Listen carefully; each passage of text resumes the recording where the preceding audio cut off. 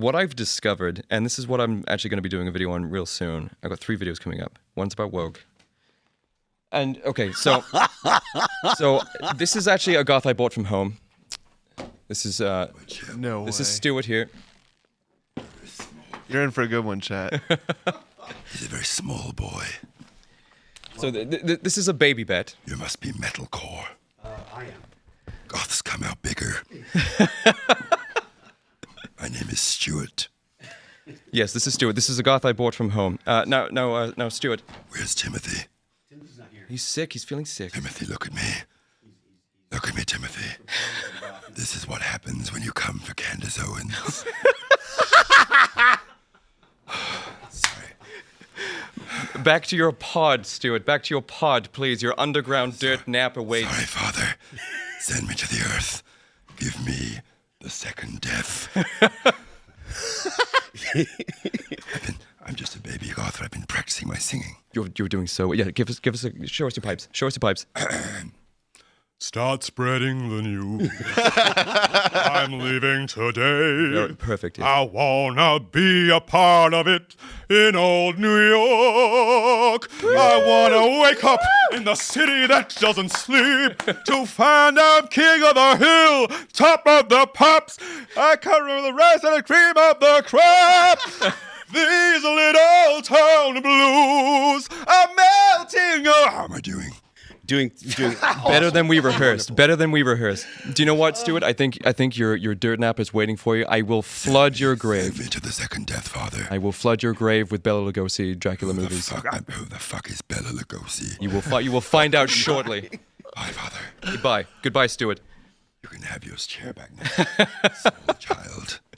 Philip from the band Everything That's Left. Goodbye, Stuart. Wait for me, will you? Love Milo.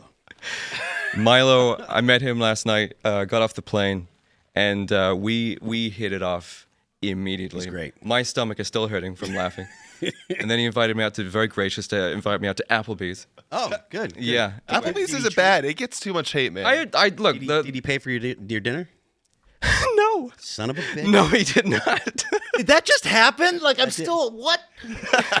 Yeah, that's Milo. Milo Yiannopoulos. Listen, what?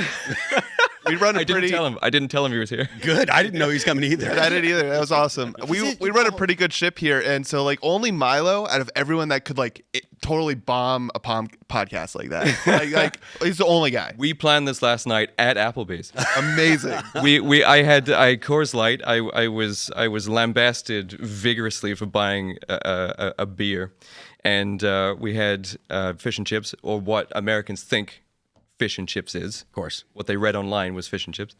And we concocted this idea for him to dress up like me and come in here. He did really well. The only thing, and you guys probably didn't see it, but he was wearing red shoes. So Those beautiful red shoes. You should have seen, he was wearing Jude Law's slippers last He's just time. living his truth. Has he told about those Jude Law slippers? no. Oh, they're beautiful. Get him to tell you about the talk about the Jude Law slippers. But this is why I've been looking at my phone, because the script for that was down here. Oh, okay. all day we're hanging out, and he's like, I'm not going to tell you who it is. And like, who could it possibly? That was a perfect impression. You just got that off. That was maybe the coolest thing I've ever seen, like in my life. Well, you can always rely on Milo to be entertaining. He's The only place on earth where you can see Milo dressed as a goth is right here. yeah. That is the culture war difference. Clip it, share it. It'll be a nice clip. Yeah, I was gonna say. It's hilarious to think that he was walking around small West Virginia dressed like that. You know what I mean? He did the cross that I have on my face. yeah, He did it perfect. He's great. The first time I met Milo, I was probably like 2015 when he was doing the college tour. Oh right, yeah. He was in Dartmouth, and so this is before his. I think it was still when he was at Breitbart as well. So he had the bus and stuff, and Yeah. he was like, "Come check out our bus." It was a decent bus, so it was nice. Nice. It was fun. Well, that did a bit of a derailing. So, Yeah, what were we He talking promised it would not derail. He was like, 30 seconds, I'll come in and out. 30 seconds, it won't derail anything. It's exactly what it did. I mean, it's a tough act to follow. So. He is. He is. But yeah, so we were talking about, I don't remember exactly what we were discussing before I think it involved New York. I'm kidding. No, you're thinking of Milo again. I'll be thinking of Milo for a while. I know, Jake, you were kind of just slamming communism. We were saying, hey, I'm it'll good- work I'm next good at time. it, yeah. We It'll were work talking next about, we were time. talking about hierarchy and how That's the, correct. how beauty is something that Goth has always had It's idealized. in part of its imagery, but how the left kind of doesn't really kind of rejects that because of the fact that they reject the idea of hierarchy. I mean, you can imagine if Sydney was, a leftist, a staunch leftist, and was lying there in her jeans, being like, "I don't have good genes, right? because I'm white." So they would be like, "Woo, yeah, good job." A further renouncement of anything that is, white and straight, but because she isn't parroting what they're saying, because she's, a proud lioness in the face of adversity. I'm coming around to her. I really am. Okay. Yeah, I saw that interview that she did with Miss Smarmy. Oh God, Can't really be making jokes about that. a boatload of memes to follow. I do think that this is something that is worth drilling down on, though. The fact that the left has kind of embraced Goth because it does walk or Goth has embraced the left, maybe because it does walk the line with being counterculture enough in imagery, but the ideas that they share and they believe they can. It's safe to say, oh, well, we want everyone to be nice, and we just want people to be nice and accepting, and that's something that is. Like we talked about earlier, it's something that historically has been part of subcultures and counterculture, because people that are attracted to these things, usually it's because they've been rejected by the mainstream, or they feel like they've been rejected by the mainstream. It's youth is what it is. So one of the biggest demographics for any of these alternative subcultures, obviously, is youth. It's the young, it's the teenagers, the ones who kind of like, exploring themselves, self-expression. And this was always relatively, non-partisan, this kind of thing. I mean, you remember being kids, like the last thing you wanted to fucking talk about was politics. Right. Right? Someone would bring it up, you foresaw the argument, and like, I don't want to talk about this. And then you could continue going on, just enjoying, the music or the swishy capes or whatever and stuff like that. Around 2019, there was a radicalization of the youth. And while the youth were comprising alternative subcultures, they were radicalized at some point, and that is when the acquisition happened of alternative subcultures, which is why they think it's inherently theirs, because they had it in their grasp when they were radicalized.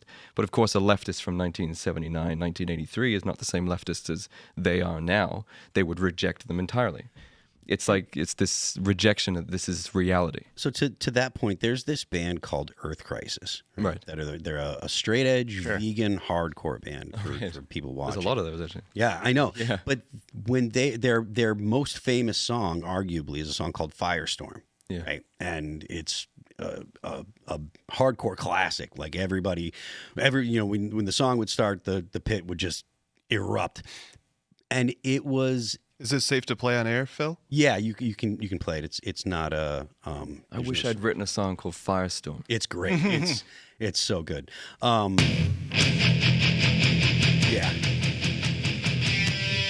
But back in the day, these guys were staunchly anti-abortion. Okay. Yeah. Because their perspective was, unborn kids. First of all, they're kids. It was John Lydon as well. Oh, was he? Yeah. Yeah, there's an anti-abortion song by the Sex Pistols. So their take was, these are unborn. These are children, right? So they're unborn children, and they're the most innocent, and it's a horrible thing to kill them. Yeah. And now that would be absolutely, abhorrent to anyone on the left. Yeah. And like I said, the song is it's like the lyrics are street by street, block by block, taking it all back. The youth infected poison, turn the tide, counterattack, violence against violence, let the roundups begin, a firestorm to purify the bane that society's drowning. And it's brutal. Yeah. Right. But they're talking about rounding up drug users, rounding up people that are basically destroying society. Yeah. And now that's, I can't imagine.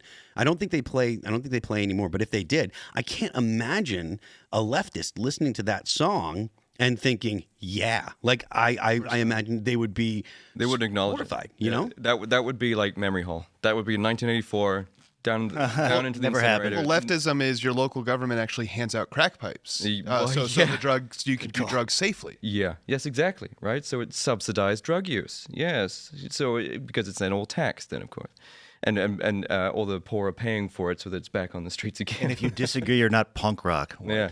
Yeah.